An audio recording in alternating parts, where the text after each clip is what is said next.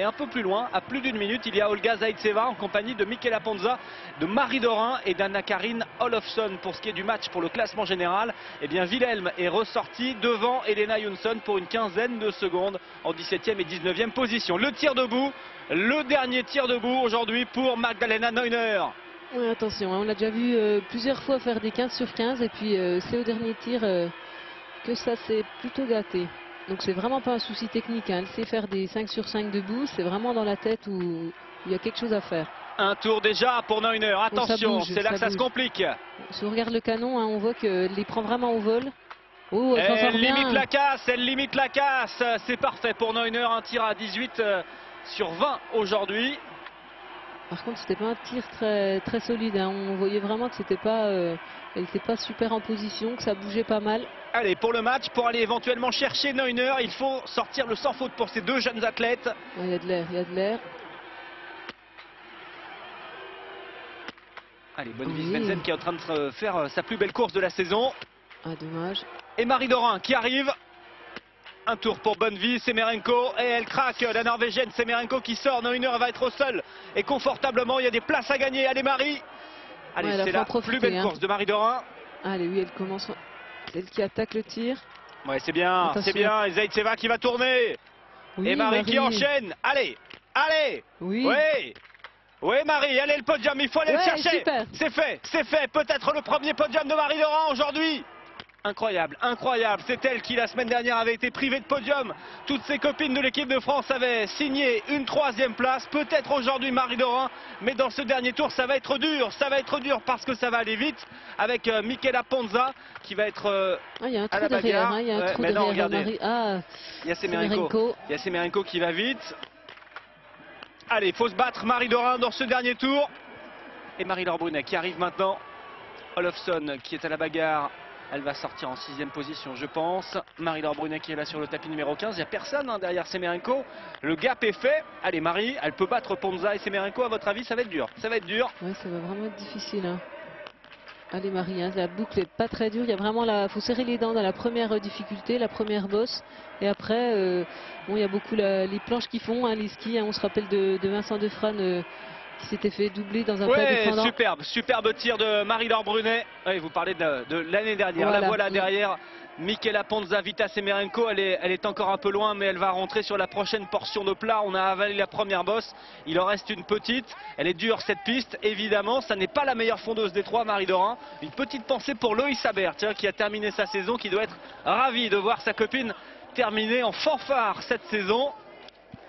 Oui, mais Marie, hein, hier, elle a fait vraiment un bon temps de ski, donc c'est possible hein, qu'elle garde ce podium aujourd'hui. Semerenko, elle va avoir du mal à rentrer quand même. Oui, on voit qu'elle a vraiment pas du tout fait la jonction, même on dirait qu'elle perd un petit peu de terrain, donc oui, elle va peut-être passer. Même Ponza, c'est pas forcément la saison où elle est mieux sur les skis.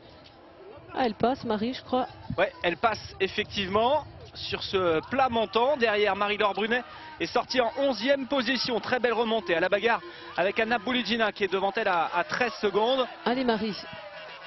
Là, elle est sur le sommet de la piste. Hein. Il y a une grosse relance avec des plats montants. Et après, c'est toute la partie descendante avant le stade. Retour sur le stade et puis il y aura ce petit passage de passerelle. On a vu ce matin avec les deux Norvégiens qu'il fallait vraiment passer à l'intérieur pour rentrer dans la ligne droite au mieux. Bon, ce qui est bon, hein, c'est que Semerenko ne revient pas. Hein, elle n'a pas recollé. Et Stéphane Boutiot ici au premier plan. Et un des techniciens qui est encouragé aussi plus loin. Et elle va pas rentrer, Semerenko. Elle va pas rentrer, elle va avoir du mal. En tout cas, la boucle est longue. 2 km 500. 2 km.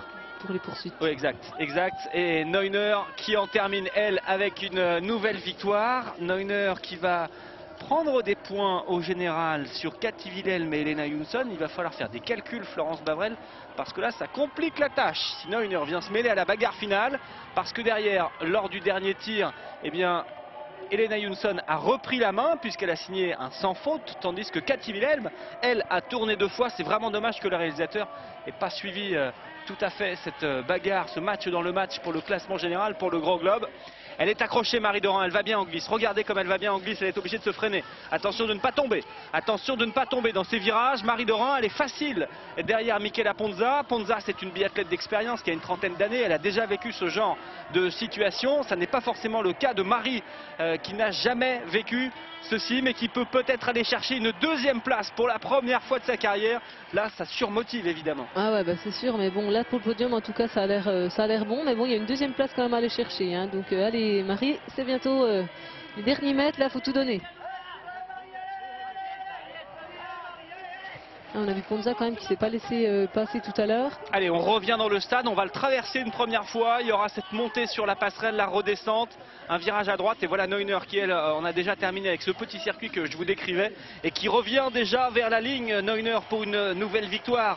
Cette saison, elle n'avait plus gagné depuis le mois de janvier. Et depuis Ruhpolding, avec un sprint poursuite, un très bel enchaînement. Et ce serait sa troisième victoire de la saison. Oui, c'est ça. Troisième victoire de la saison pour Magdalena Neuner. Impeccable, facile, équipe en dauphine. Allez le sprint, allez le sprint, la descente de la passerelle. Elle est très forte, hein, Ponza sur les sprints, attention à elle. Allez Marie, il faut tout donner. Allez Marie, il faut aller chercher cette deuxième place peut-être pour faire mieux que ses partenaires la semaine dernière. Oh, elle est pas bien Marie, je crois, hein. On a vu un petit peu là.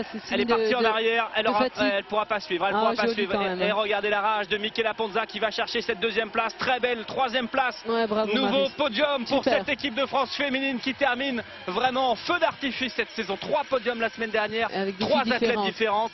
4e podium avec une 4e athlète différente, ça c'est formidable. Bravo, bravo à cette équipe de France et encore une fois, coup de chapeau à Lionel Laurent qui est déjà rentré en France du côté de Méribel et qui a dû vivre cette poursuite dans son canapé. On l'imagine un peu tendu, mais bravo parce qu'elles ont toutes réussi à monter sur la boîte cette année. Ça fait longtemps que ça n'est pas arrivé d'avoir une équipe aussi dense et homogène. Oui, 4 filles capables de faire des podiums, super, bravo Lionel.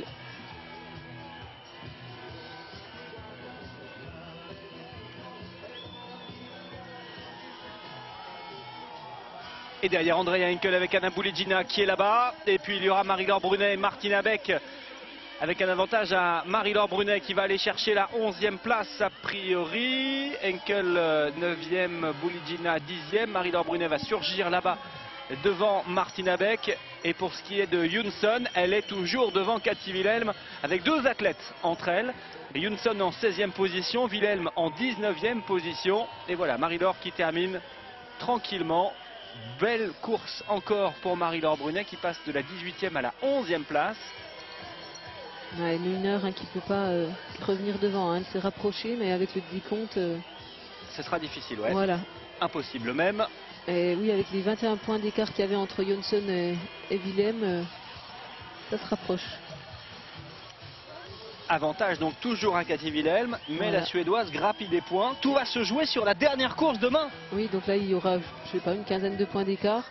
Et là voilà, Helena Jonsson, mais ça devient difficile. C'est dur cette fin de saison pour toutes ces athlètes qui ont participé à toutes les courses, parce que c'est le cas de la Suédoise.